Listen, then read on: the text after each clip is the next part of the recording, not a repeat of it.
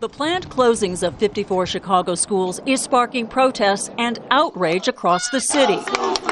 This personally is an attack on our kids. This is an attack on our communities.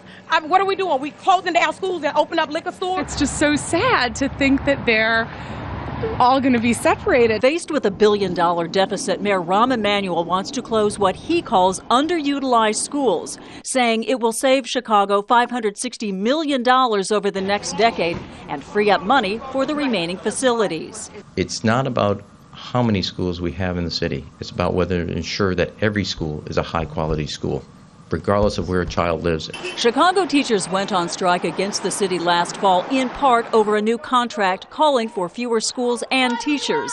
The plan has sparked controversy because the majority of the schools being closed are in poor, predominantly African-American neighborhoods. This policy is racist, it's classist. Mayor Rahm Emanuel should be ashamed of himself. Some education experts argue school closings in already distressed neighborhoods could create even more instability. There have been spikes in violence as children have been forced to travel outside their neighborhoods to other neighborhoods where there may be hostilities, in some cases across gang lines. The closings aren't necessarily a done deal. The school board will consider public opinion at a series of upcoming hearings.